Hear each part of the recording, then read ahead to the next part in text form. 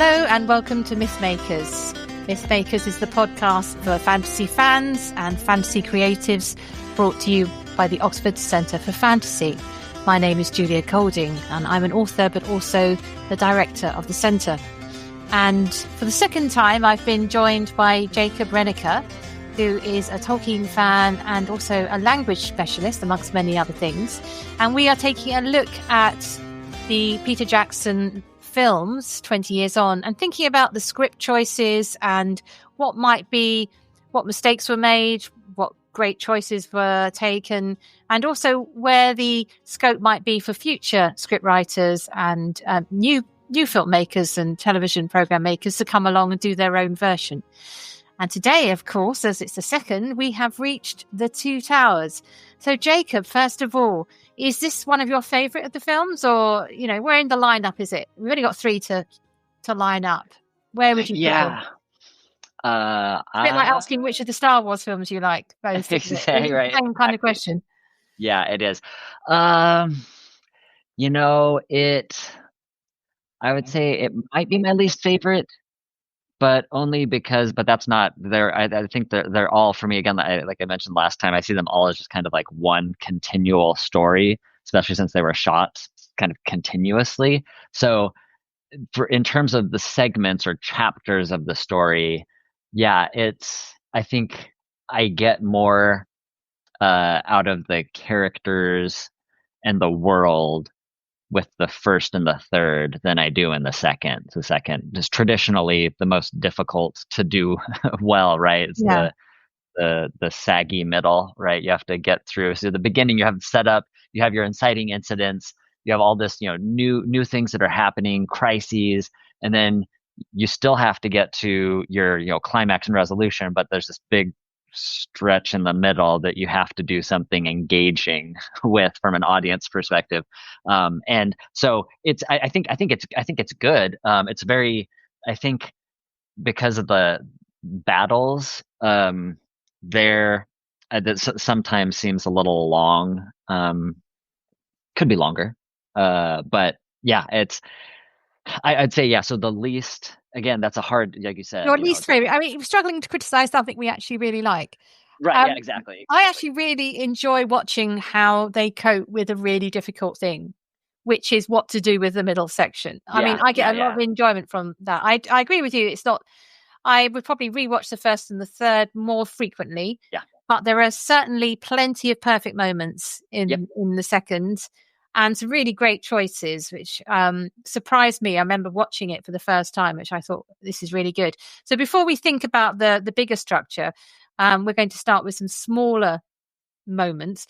First of all, let's think about the casting and the choices of language and that kind of thing in the second film. We were talking a lot about how Frodo was cast young in Fellowship.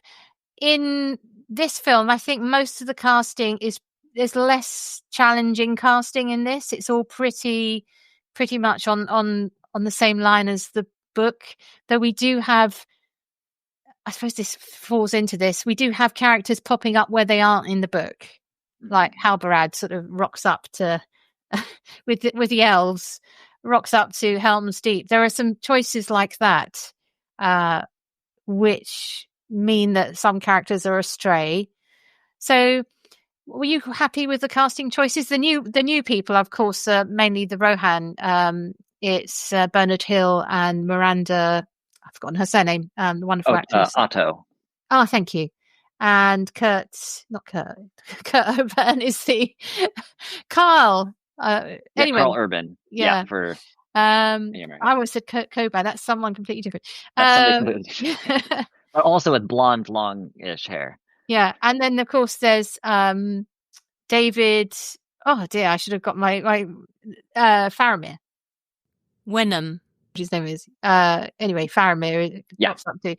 So, what do you think about? And I've almost forgot Wormtongue, another great character of Tolkien. Were you happy with the choices they made? I'm very happy with them all. I am also. And it's funny that this was just a couple months ago. So watching the X-Files television series, American television series, um, and the fellow who plays Wormtongue. I'm so sad that I forgot his name. Um, he was in an episode of the second season, first or second season of X-Files as a the creepiest, most sinister possible kind of antagonist, and he did. It was yeah. So it was a joy. It was a joy to watch him in another role. You got it? Brad Dourif. Thank you, Okay. Google. I knew Yes. I was going to get that completely wrong and So embarrass Brad, me.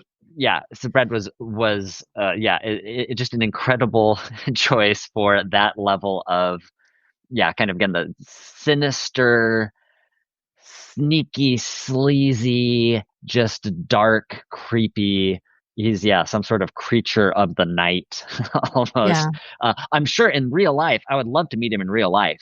And just have a good chat with him.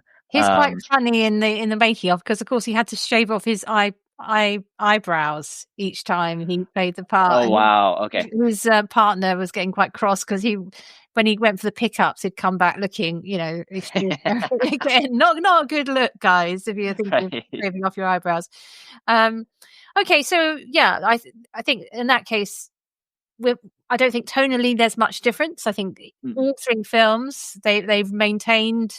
It's not one of these scripts where they've had like loads of writers coming in and it doesn't fit. It feels all part of an overarching trilogy. So yeah.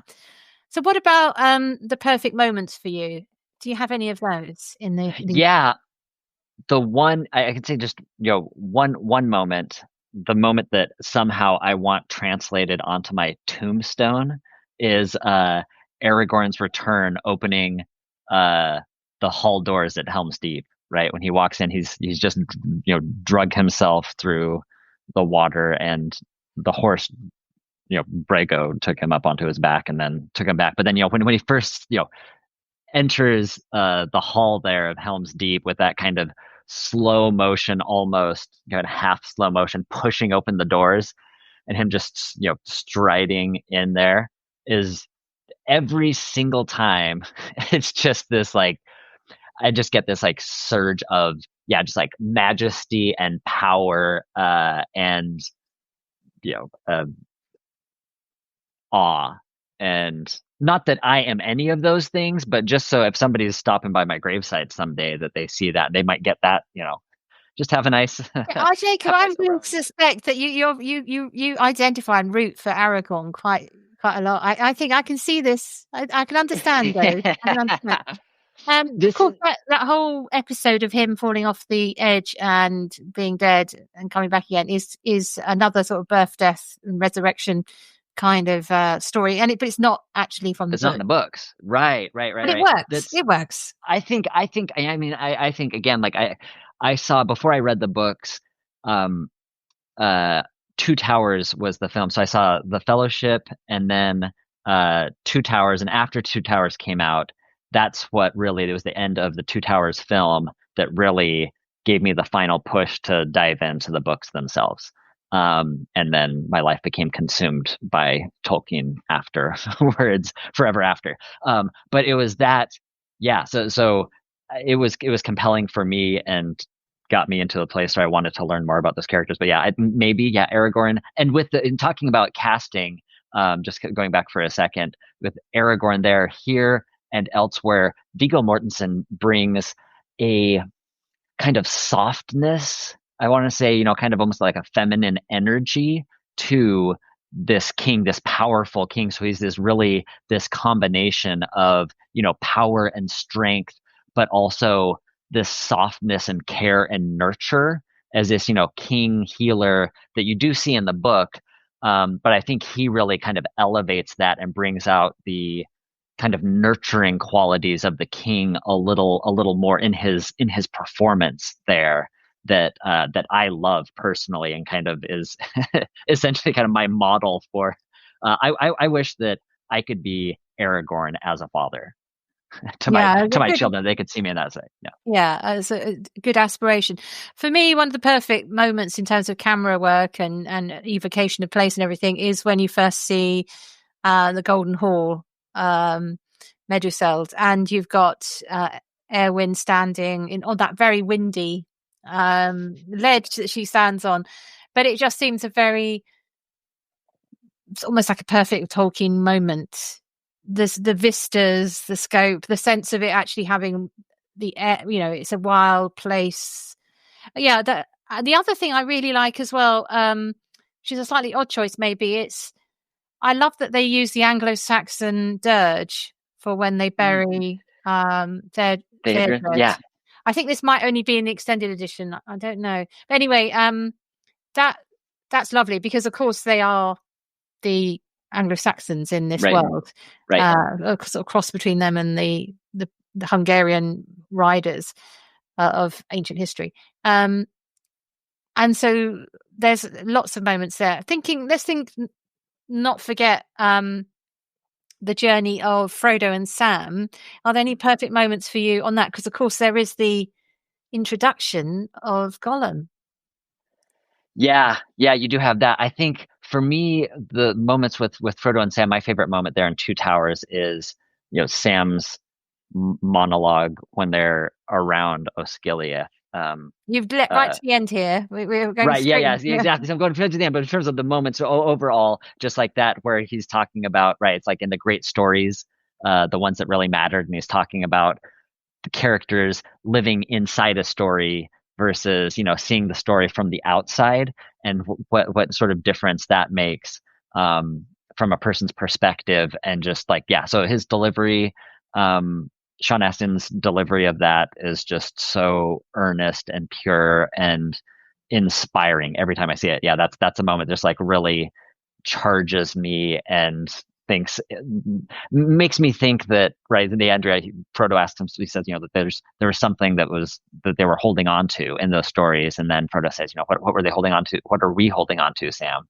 And he says that there's some good in this world, Mr. Frodo, and it's worth fighting for. Right. So every single time that just, it is inspirational, kind of at its core. And yeah, that's, for me, that's one of the moments that in rewatching these films, those are the ones that I look forward to most and get the most out of, are some of those character moments. And the funeral moment also that you mentioned, that was one of my other favorite moments, is that entire burial scene and then the conversation. Oh yeah. Afterward, between our two kings, if you will, and the reflection on burying your children is quite touching and moving. Yeah, just the Anglo-Saxon dirge just kind of evokes that, and I think I think great performance by Bernard Hill there, talking about that. It's a very simple and stripped back scene just between him and Gandalf, but I think it feels so genuine. Because, of course, in the way the book works, Theodred's dead, sort of it moves quite swiftly on. And I think it was a really good decision to give a moment of grief. Yeah, absolutely. Because the book doesn't have that breathing space in it.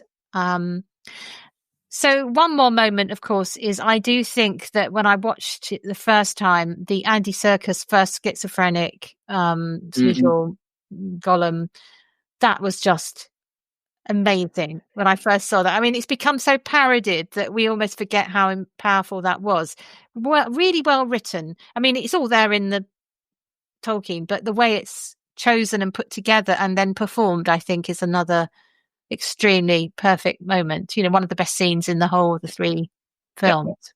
Agreed. Okay, any less good moments?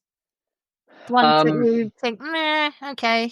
Yeah. So again, this is, I think, look at a big picture and Tolkien's own theory of creating worlds, right? Of myth making. So in his essay on fairy stories, he talks about the creation of secondary worlds, right? And that your goal is to create a world that is internally consistent and that your mind can enter, and where it relates to everything as being true within that world itself, right?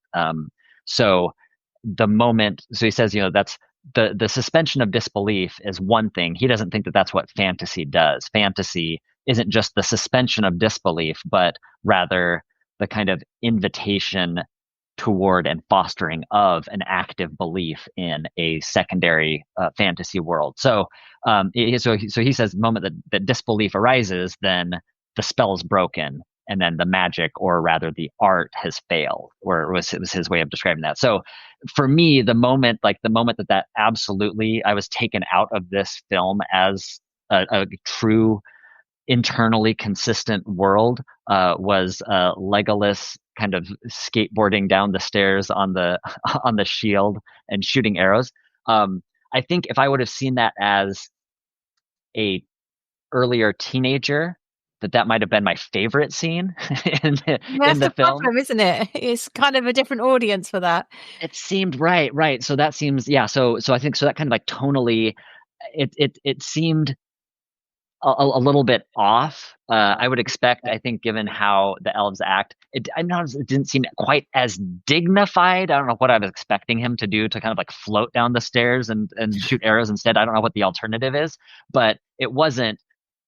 But that was, for whatever reasons, that was something that during that intense battle kind of took me out of that secondary world and said, oh, I'm watching a film, not I'm living inside this world. So for me, that's probably the biggest example of something that was a cool shot and like a fun idea, but ended up, for me personally, kind of taking me out of the film for a moment. Yeah, I mean, Peter Jackson does go a bit crazy about Legolas, doesn't he? Because I'd sort of put that along that moment. I agree, because of the skateboarding feel of that. It does feel like a stunt. Yeah. Whereas even more absurd, but in a sense more earned, is when he takes down the Mummakil, the Oliphant, in the next film. I'm leaping ahead. That's the same sort of thing. That's the sort of, you can see him thinking, how do I tackle this creature? And he methodically works his way, thinking, well, I got to do this. And so it feels, I don't know, there's something a bit more within the world about that. Again, it's an elaboration, it's not in the book or anything, but that for me doesn't jar, even though it's ridiculous. In The Hobbit, Peter Jackson goes completely crazy. He's doing anti-physics thing where he's climbing up falling rocks in the battle of that. Which really is just hanging off bats. Completely silly, basically. Yeah. So, I would put that sequence at one end and Mummakil at the other end, and the shield thing, okay. Somewhere there. He's kind of all right. It works. I could see somebody actually doing that, yes, but I could see like me and my friends trying to do it. And I'm sure there's probably hospitals, emergency rooms who have witnessed how many children have tried reenacting that down their own stairs. Now you're worried because you've got 2-year-olds, you see. I know, yeah. So so I have to be careful on which scenes or just skip past that. But it was fun. Like, so it would seem more contemporary than something that fit into that world. I mean, if we'd seen something like that happen before, or there was a real reason, like he had to get down and we saw him taking the shield, and if it seemed kind of like an inevitable choice that he had to get down, and the only way he could do that was with this. If it was set up differently, then I could see it seeming more natural. I think I can see a world or a way of shooting that in which he has to do this, and so I'm okay with it within the world itself. But as it's shot and as it came across to me, it seemed kind of gimmicky. Yeah. You're listening to this podcast, so I know you've got a curious mind. Here's a helpful fact you might not know yet. Drivers who switch and save with Progressive save over $900 on average. They make it super simple. Pop over to Progressive.com, answer some questions, and you'll get a quick quote with coverage options tailored to your choices. Plus, you'll see which discounts you may qualify for, like the online quote discount or savings for paying in full. In fact, 99% of Progressive Auto customers earn at least one discount. See if you could save when you switch to Progressive. You'll feel good about making a savvy choice. Visit Progressive.com and see if you can enjoy a little extra cash back. Progressive Casualty Insurance Company and Affiliates. National average 12-month savings of $946 by new customers surveyed who saved with Progressive between June 2024 and May 2025. Potential savings will vary. Okay. Right. So moving on from that, everybody, we're doing this about something we love. It's not that it's a tiny moments which we're quibbling, not the whole arc of the film or anything. Let's think about the way it's structured from beginning to end. I think I want to particularly mention how it starts. So if you can cast your mind back to 2001, I think it was when it came out. Was it 2001? Somewhere around there. I think that choosing to start with rerunning the Balrog scene, but flipping it to Gandalf's perspective was genius. It was so unexpected, but also sort of doing a reprise. This is the important moment. This is the moment that's haunted Frodo. It was very clever. So I love that. It's one of my favorite openings, actually. It is my favorite opening of all the three films. It's the one that I think is the best bit of filmmaking. Yeah, agreed. And the cinematography during that section, right? So you're hearing the noises of the battle as you're getting this big kind of like panoramic, sweeping shot of these, snow-covered mountains, and you're being set up with, a sense the scope of this film and what's happening. You're immediately stepping into this wide world, and then you're hearing the conflict. And so it's giving you a chance to like ramp up to remember it. You're almost being primed to remember it. And then you actually get in there, zooming in, closing in, and then getting inside the mountain and looking at that. Yeah, it's beautiful. It's a great, a very powerful way to start the film, with doing a small recap, like you said, to get what's the minimum amount that you have to do to get people up to speed to get into the film. And I think that was a brilliant decision and way of doing that. It was very effective, I felt. So in terms of the structure, they have the problem that Frodo and Sam's journey is quite unrelentingly miserable.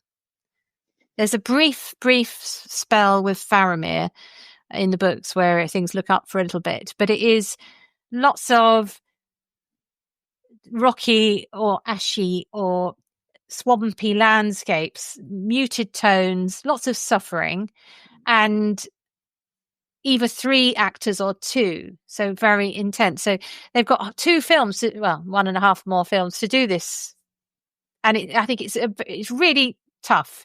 It's tough in the books. I mean, I love those bits because I always think that the real adventure is the mental struggle, the journey that's going on, and the way that their relationship changes and shifts. So I think I find it fascinating, but I know that my own children, for example, they much prefer the Pippin and Merry and, the colourful fighting, the travel, the other stories. But of course, those stories are actually just settings to allow Frodo and Sam to inch slowly to their destination. Right. It does present a problem, because how do you make Frodo and Sam as interesting so people aren't skipping? How do you do that? And did they succeed?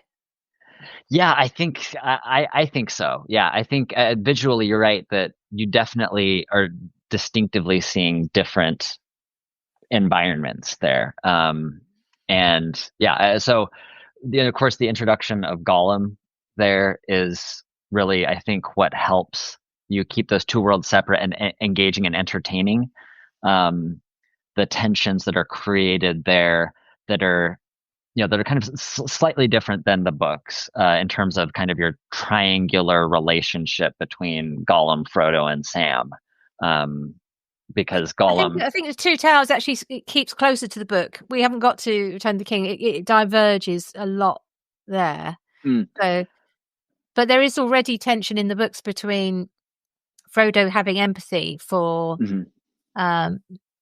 And I think from this, and I think, so maybe to clarify what I think in the films, I had greater empathy for Gollum in the films and how they set Gollum up. And I think in part it's the character design, right? So he's, he looks sad and sorry, and he has giant eyes.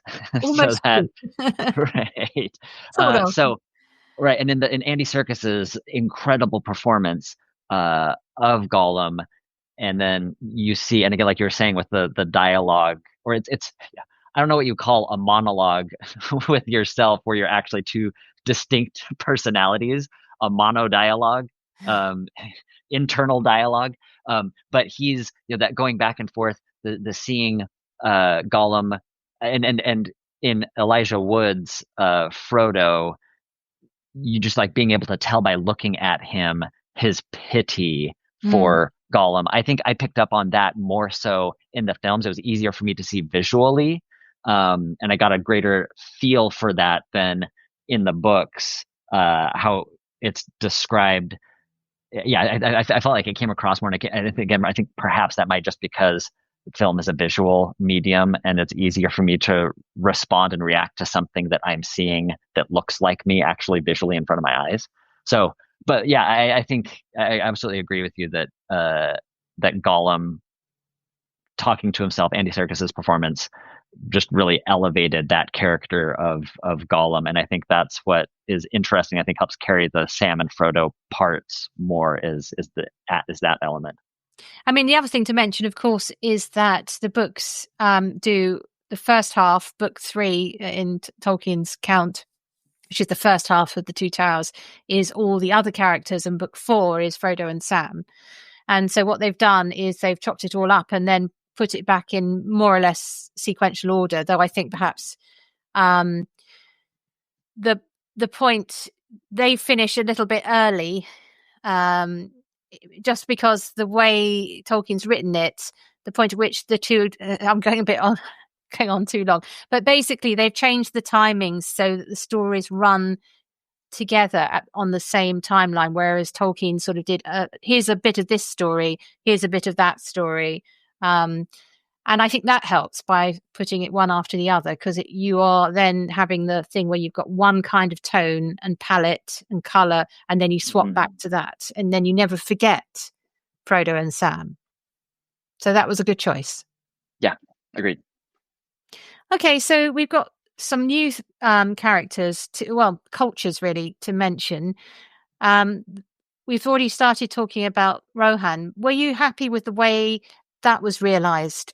In particularly, I think looking at the big three, Erwin, Emma and Theoden, the way they were characterized, there are some interesting, your discussion about magic in our previous podcast, the way they explained Theoden's possession, I think was an interesting change.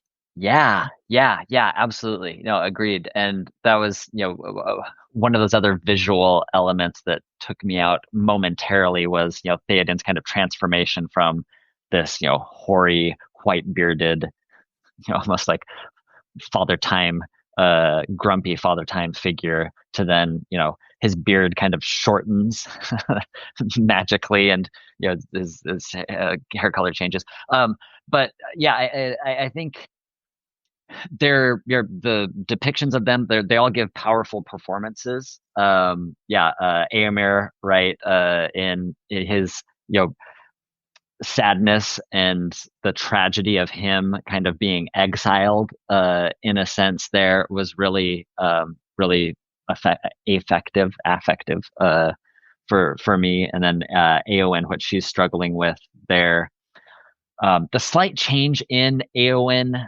in regards to her relationship with Aragorn, that's something we'll probably talk more about, is kind of a little shift in what the emphasis is that the screenwriters chose to kind of highlight and elaborate on maybe a little more. That was something that from the film, again, just reading or not reading the books until after I'd seen the Two Towers, it seemed consistent and made sense. But now, going and looking at the source material and being more familiar with that, then you do lose something in emphasizing the particular aspect of Éowyn, namely her kind of wholehearted obsession or devotion to Aragorn is.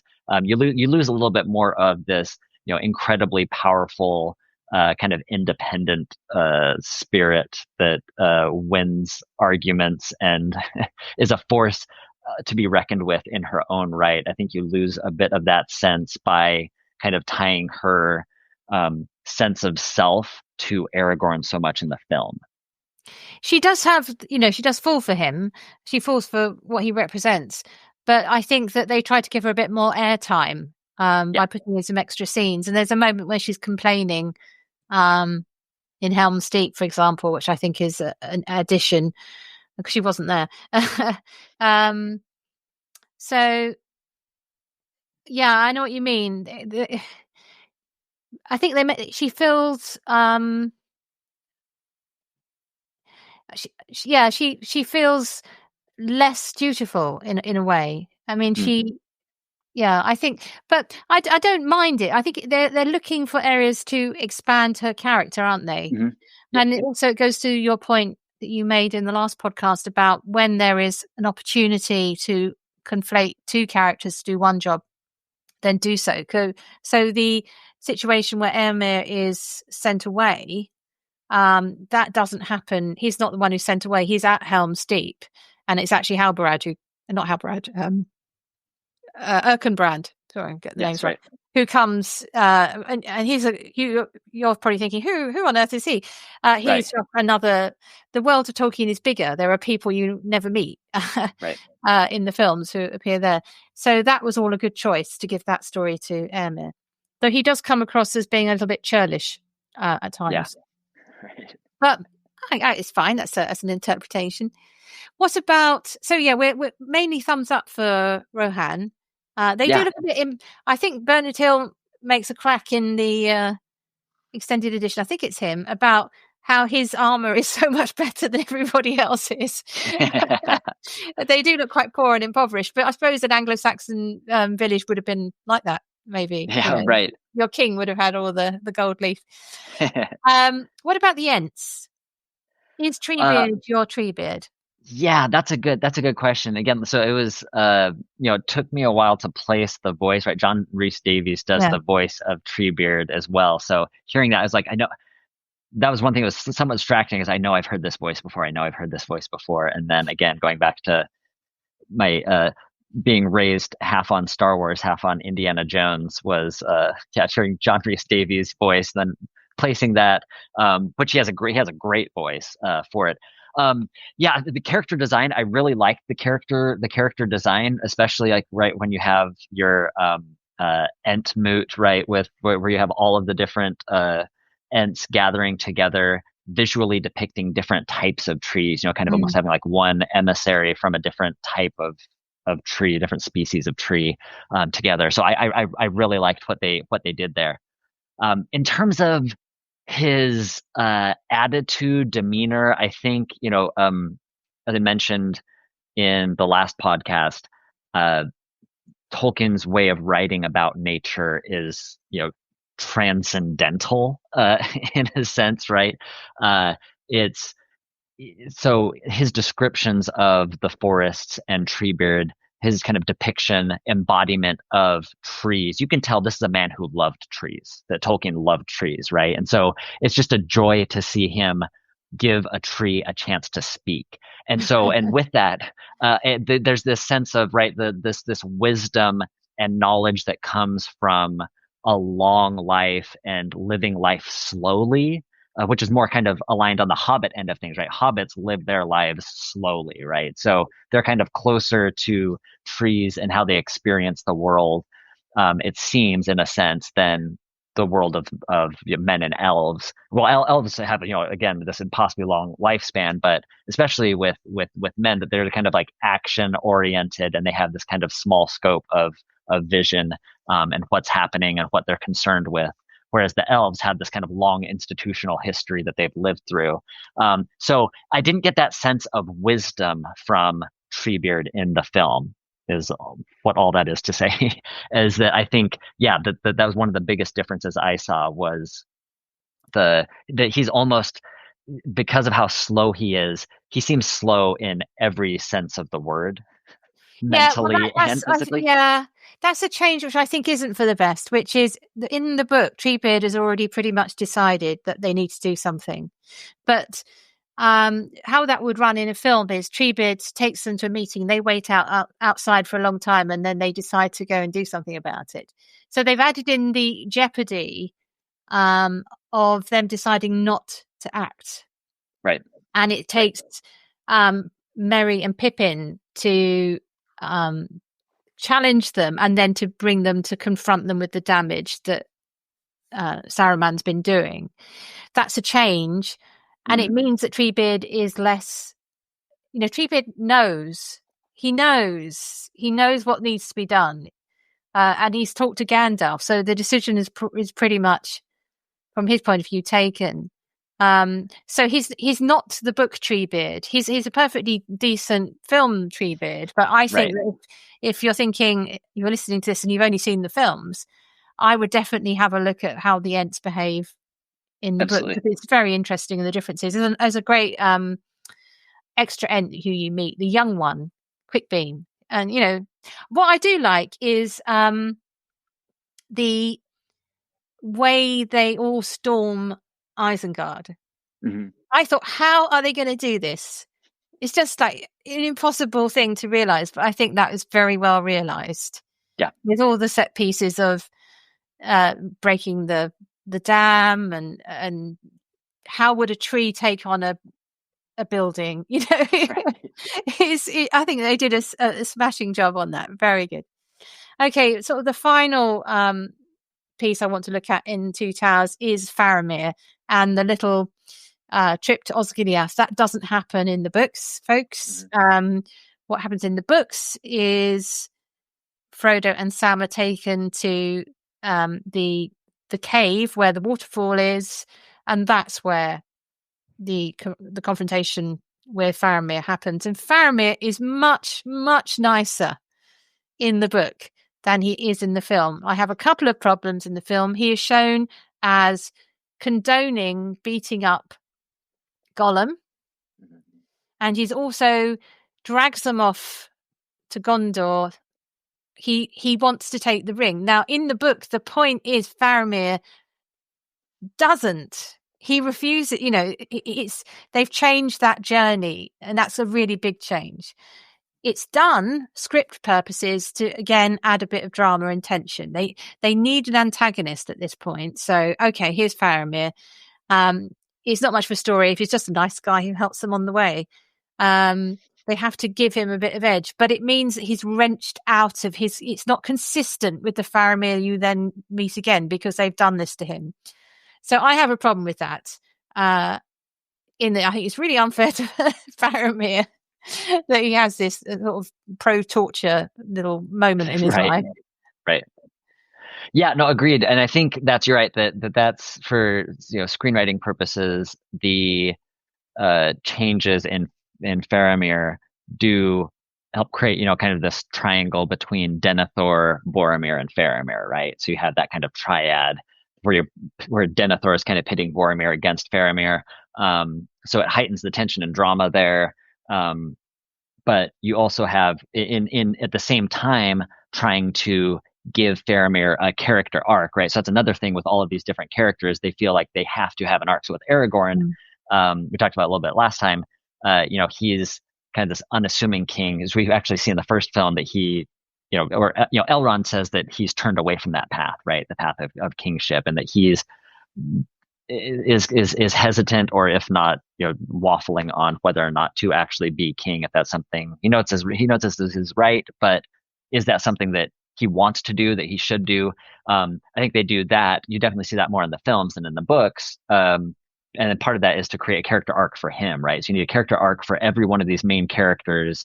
They has to be, and you have to make it the largest arc possible to make it as compelling for audiences to follow, right? So Faramir, if you just have him as, this kind of paragon of virtue and loyalty and justice, then you don't get as much an arc for him as a character. You get him as kind of a static character, which isn't as engaging. And so if you want him to have more screen time, he has to be making some sort of change across scenes. And so here, I think that's part of the purpose. So there's definitely a different feel for the character in the book as opposed to the film. And sometimes where I think you understand a bit more in villainizing Denethor, right? So Denethor, instead of coming across in the books as just kind of a resigned, kind of cold leader who does what's necessary, recognizes that he has to face a loss, and then it's kind of managing that loss, as opposed to kind of an actively evil, almost villainous kind of bent here in the films. In doing that, that character kind of almost elicits that, it seems, from Faramir. The Faramir, if he has to live up to this particular version of his father. Yeah, there's a good extra scene with the original time they take Osgiliath, with Boromir doing a speech, and then the brothers together, and then the father comes along. It's a very good extra scene, sort of establishing that trio. I like that very much, that scene. I just wish they hadn't done the beating up of Gollum. It just felt, and that really plays differently now too, as well. So then looking at that 20 years later with, the discussion, public discussions about torture, right? Military torture and its place or not, or, the ethics of that, in interrogation. So that definitely reads differently now than it did. And it read, as shocking and wrong, I think, at the time, but even more so now, as the world and the conversations that we're having today have changed, and our emphasis. I think seeing that scene, is definitely, you're seeing that as, an analog almost for police brutality that exists, right? And is it a serious problem? And so that does certainly the extra, the sort of conversations that we're having in terms of what's happening in the world today. It's impossible to divorce that from our experience watching these films. And so he hasn't done anything wrong at that point. I mean, he has done things wrong in the past, but as far as Faramir knows, he's just being roughed up because he looks a bit orcish. Yeah, because of how he looks. Exactly, right. Or he's visited that pool, right? That they established in the film that this is this pool that the consequence is death. Oh yeah, that's right. Yeah, that's right. Yeah, sorry. So so you do have at least some justification. You're set up in the film of this is an important. They don't describe why, right? It's some sort of sacred pool, and that if you enter and take something out of it, right? That if you're there, then keep their HQ secret. Right. Okay. Yeah. It's that thing. So it's death. I think. Right. So so that's what I think. So that's what provides at least the justification for the characters, but from the audience, I think, it's hard to buy in or be sympathetic toward him standing there watching this poor little frail creature with huge eyes get pummeled. Yeah. So there we go. This is the scene, future scriptwriters, that it'd be great if you could if you're going to give Faramir a character up, what would you do? What was your, decide a different one and have a go at that, because we think this one is a bit of a not quite hit the target there. Right. So, again, there is so much to talk about in all these films, which is a lot of the pleasure of them, but we've come towards the end of The Two Towers, and we're going to leave on the cliffhanger as the film does, not knowing how it's all going to end. So we always have a sort of little moment where we think where in all the fantasy worlds is the best place for something. And we've talked about Treebeard.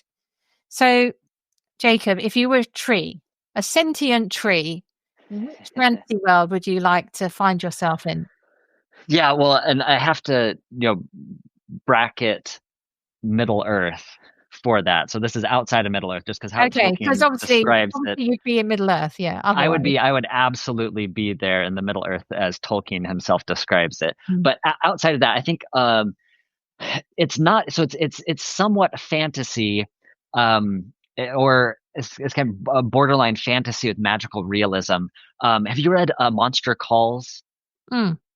By Patrick Ness. Yeah, based on Ron Dowd concept. Exactly. Yeah. So the tree there are kind of the monster, the titular monster in A Monster Calls, that yew tree. That landscape and what he does. And for those of you who haven't read, I highly recommend it, and especially the original illustrated version, illustrated by Jim Kay. Has some gorgeous illustrations that really add to this. It's essentially a story about the power of stories to help us understand our lives and to cope with tragedy and loss. Right. So deeply moving story, but it's facilitated by this yew tree who tells a series of stories to this child who's coming to terms with his mother's terminal cancer. And so just how, and I loved the book, and then the film. I don't know if you've seen the film adaptation of A Monster Calls. It's well worth seeing. It's written by Patrick Ness. He does the screenplay, and there's some elements that he adds that kind of amplify the story from the book that he adds to the screenplay. So it's a really interesting example of a book that's great and an adaptation that is at least as good as the book, in part because the author of the book is also the author of the screenplay. But the way that this character is depicted, Liam Neeson voices the tree. So you have I don't know if it's kind of secondhand Aslan vibes that kind of are coming through from visual depictions of animated characters, but Liam Neeson's depiction of this tree and this wisdom that this tree has in being kind of harsh, but also loving, right? Kind of being firm in a world where trees can interact with little boys and help them through difficult times. I think that's something that is compelling to me, again, perhaps because I have a little boy of my own that I would hope I could be a wise tree and impart, share stories to help him get through hard times that he will inevitably and unfortunately experience in his life. How about you? Well, I first of all thought a little bit about Avatar, the world of the Avatar, okay. But it's not one I love.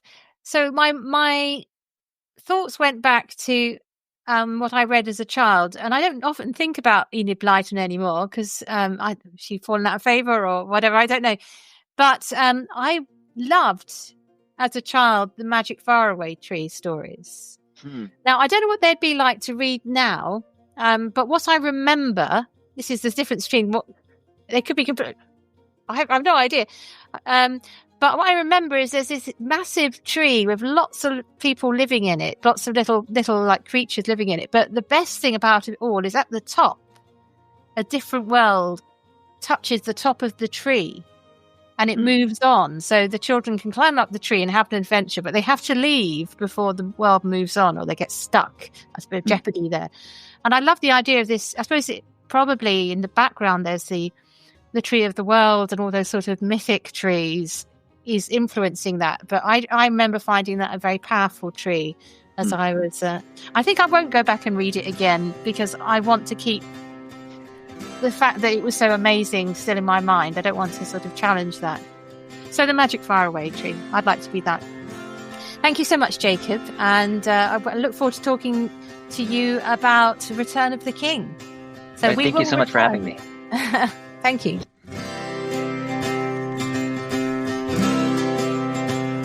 Thanks for listening to Mythmakers podcast, brought to you by the Oxford Centre for Fantasy. Visit oxfordcenterforfantasy.org to join in the fun. Find out about our online courses, in-person stays in Oxford, plus visit our shop for great gifts. Tell a friend and subscribe wherever you find your favorite podcasts worldwide.